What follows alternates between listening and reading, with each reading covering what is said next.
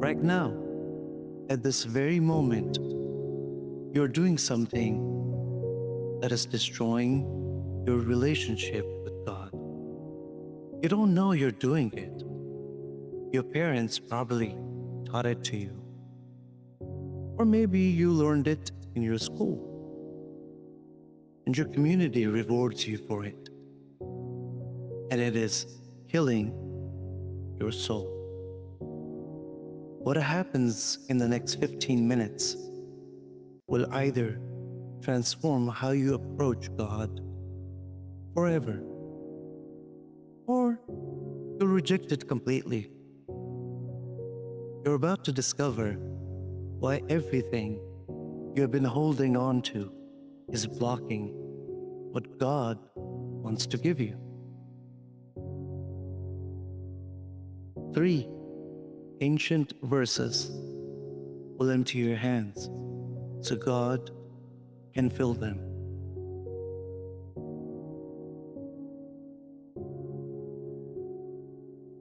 Here is what you're doing wrong.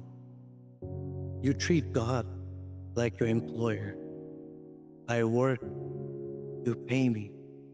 I pray, you give me what I want. I'm good, you reward me. But what if God refuses to play this game? What if the entire foundation of your spiritual life is backwards? What if the secret isn't working harder for God at letting go? What if empty hands receive everything? 3 verses are about to shatter every spiritual transaction you've ever made. Warning though, this will ruin your comfortable relationship with prayer. It'll destroy your neat little God boxes, and it will demand something from you that terrifies most believers. Are you ready? All praise be to the one who created the heavens and the earth, the shining sun and the radiant moon, the cloud that gives shade, and the food that nourishes us, and the water that sustains us, the creator of joy and happiness, and the creator of you and I. Welcome to Marefa Podcast by a no one, your weekly space of stillness where quiet whispers reveal the extraordinary.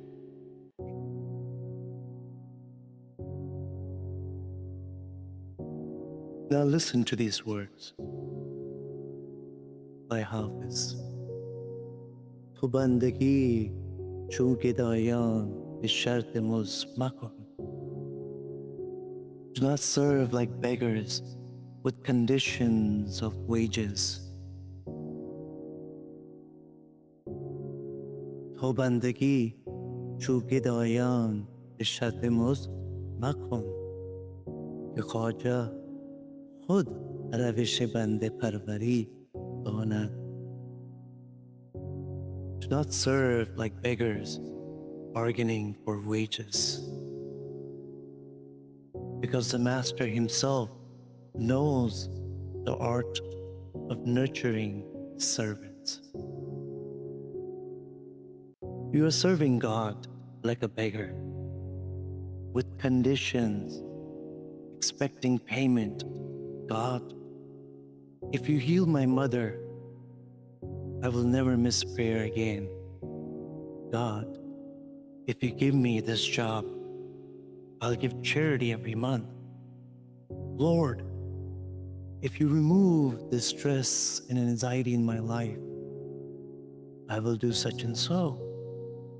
If you give me a child, I will donate this much. You're turning worship into commerce.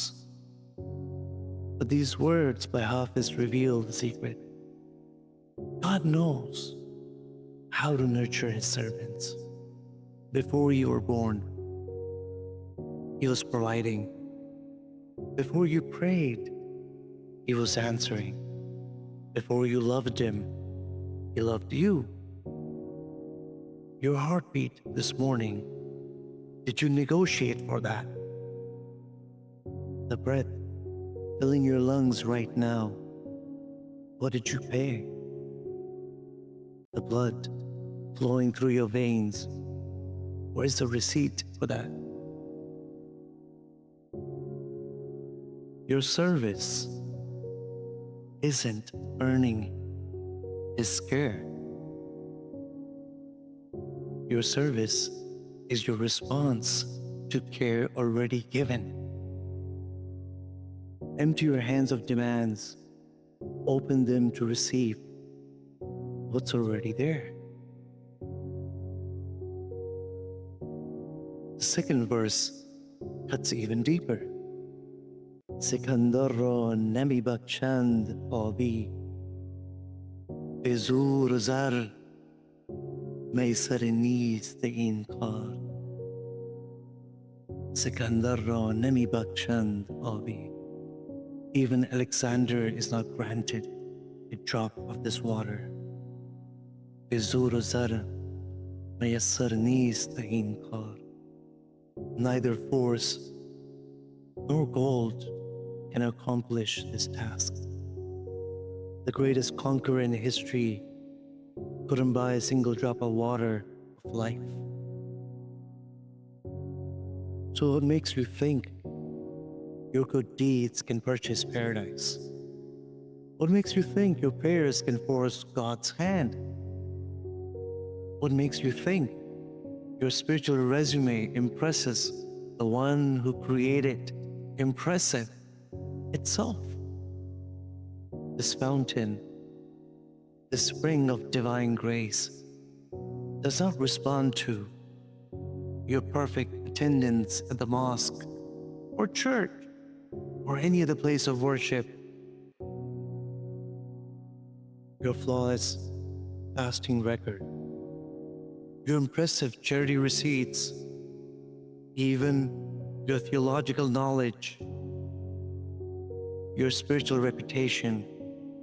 It responds to only one thing: empty hands. The richest person and the poorest beggar stand equally powerless before the spring. Only those who come with nothing receive everything. And third, the final verse. راه منزل لیلی که خطرهاست دران شرط اول قدم آن است که مجنون باشی در راه منزل لیلی که خطرهاست دران. On the road to Layla's dwelling where dangers abound, شرط اول قدم آن است که مجنون باشی. The first condition for taking a step is that you must be majnoon. On the road to the beloved's dwelling, where there are many dangers, the first condition is this: you must be mad, like Majnoon, mad with love, mad with devotion, mad enough to lose the world's approval. This isn't metaphor. This is spiritual diagnosis. The path to God will make you seem insane to others. You will forgive people who don't deserve it. You will trust when logic screams danger. You will give when you should hoard. You will love without guarantees or expectations. You'll hope when evidence says despair. Your family will worry. Your friends will question your choices. Society will think you've lost your mind. Good. That means you are finally awake. Only the spiritually mad survive the desert of divine love. Only those willing to be misunderstood truly understand God. So here you are. 3 verses, 3 mirrors, and 3 choices. Choice number 1, keep serving God like He owes you something. Choice number 2, keep trying to buy divine grace with your achievements. Or choice number 3, or keep prioritizing approval over authenticity. Or empty your hands of bargaining, empty your hands of buying, empty your hands of calculating, and start receiving. Start surrendering. Start going beautifully, divinely mad.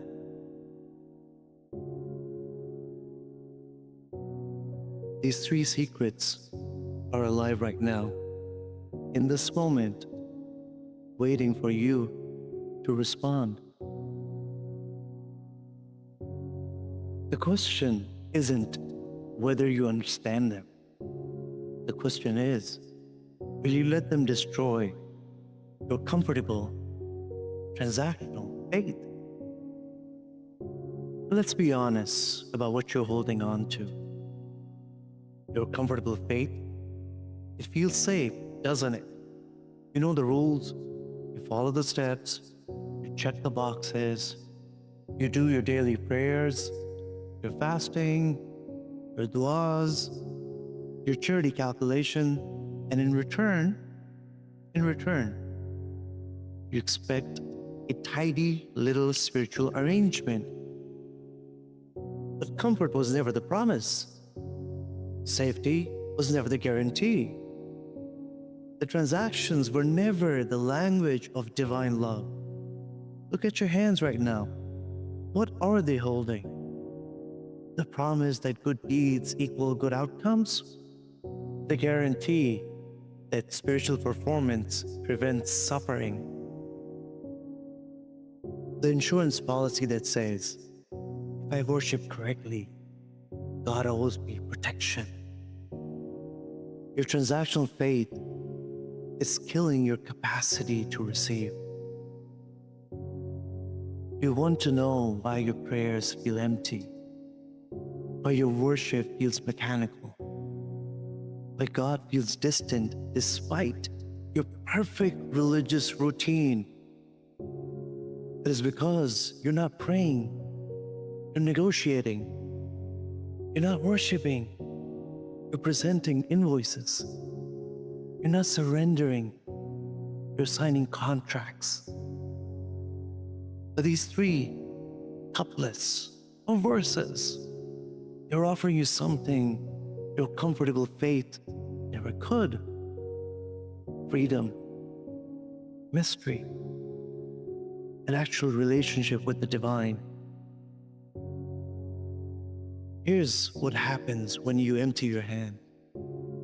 You'll pray and not know what comes next. And that will terrify you until it becomes the most beautiful thing you've ever experienced.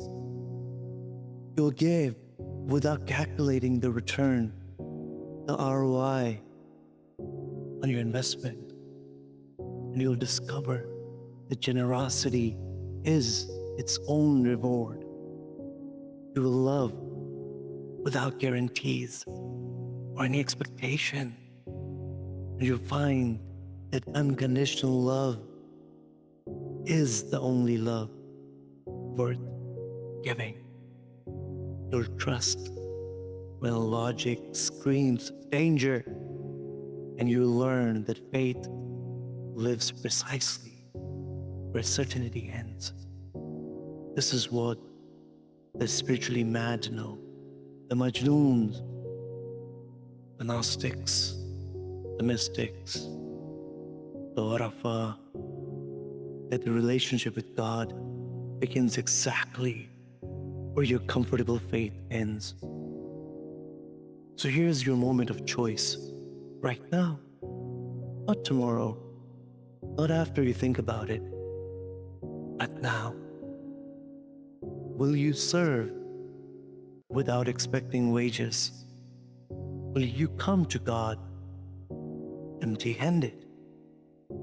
Will you dare to be called mad for love? Do you hear that? That's the sound of your comfortable faith dying. And in that silence, in that emptiness, something is being born.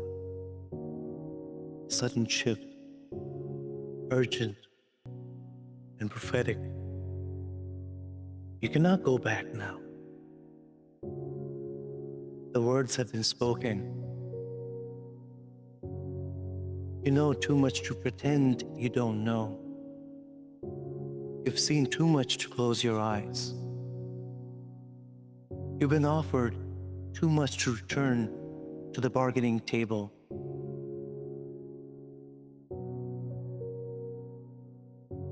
These ancient truths are now living inside of you, whether you want them or not. A servant who serves without wages. A beggar who comes with nothing. And the madman who loses the world to find God. They are all you now, or they will be. Because transformation isn't a choice you make once. It is a choice you make every time you pray, every time you open your hands, every time you choose mystery over certainty. And tomorrow morning when you wake up, when you stand for prayer, when life demands your next response, your hands will remember what you heard today. They'll remember the weight of everything you used to carry. They will remember the freedom of letting go. They will remember emptiness and how it felt to receive everything. You wanted transformation. You have it. You wanted to start bargaining with God. The negotiation is over. You wanted empty hands. Look down. They're already empty.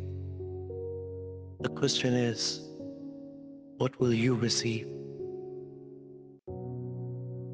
Thank you for listening to Marefa Podcast. I know one. Open your hands, empty them, and receive everything. Until next time, stay humble, stay aware, and remember, without Him, we are nothing.